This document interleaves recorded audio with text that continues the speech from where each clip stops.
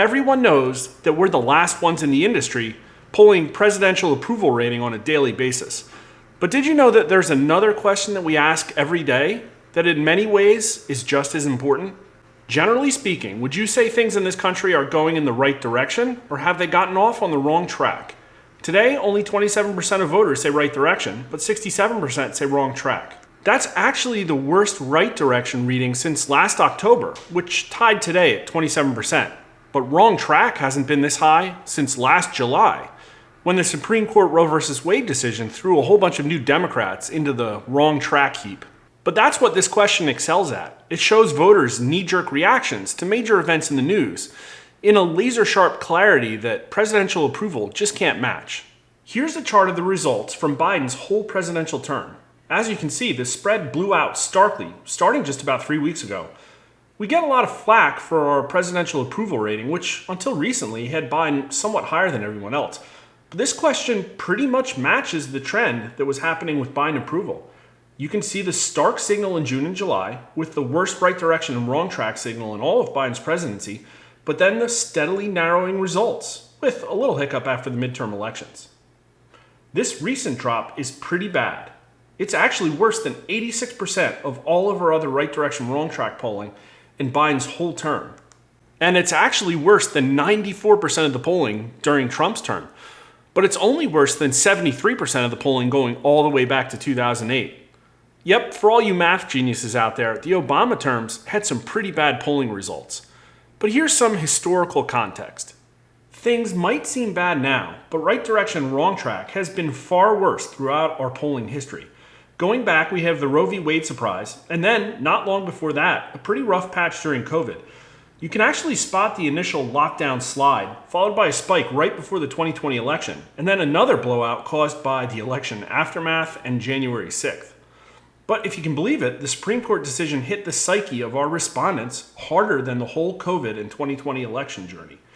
In fact, other than COVID, things went pretty well during the Trump years. You can actually spot the start of his term pretty clearly when, for one short week, right direction and wrong track were at parity.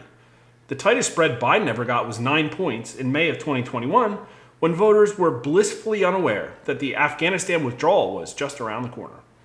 Obama's term was a bit of a mess with numbers, overall, that looked much more like Biden's presidency than the Trump presidency. Almost all of his second term was below where we're actually at today with Biden. But that October 2013 spike is pretty clear. That's the month after Obamacare got passed.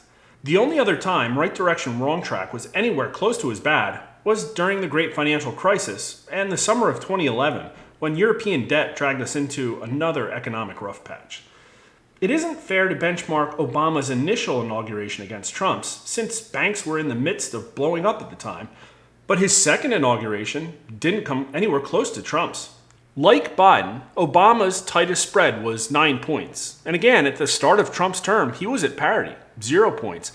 And incredibly irregularly, 3 years into his term, he got to 4 points, which is roughly equivalent to the same time a certain unnamed virus was about to make its global debut. Here are today's party breakdowns compared to the numbers from 5 weeks ago, when right direction was 10 points higher. As you can see, Democrats collapsed 20 points since then, and independents collapsed 9 points. Republicans barely budged. Younger voters, white voters, Hispanic voters, upper income earners, and men also had pretty astounding shifts. But black voters, for some reason, think things are going way better than they were a month ago. What happened in the last few weeks to rattle the Democrats' cage? I don't know, but here are a few theories. One, perhaps it's the Durham report, which vindicated Trump on Russian collusion. Two, perhaps it's stunning testimony about Biden's pay-to-play and foreign influence peddling scandal. Or three, maybe it's the horrifying crisis at our southern border. Or once again, it could be Donald Trump living rent-free in all of their heads. Trump had a stunning turnaround in his GOP primary numbers in the last couple of weeks, and their numbers have never been better for him. And suddenly, Biden is looking a lot less electable than he was before. Post your theories in the YouTube comments, and as always, please like the video, subscribe on YouTube or Rumble, follow us on Twitter, and thanks for watching.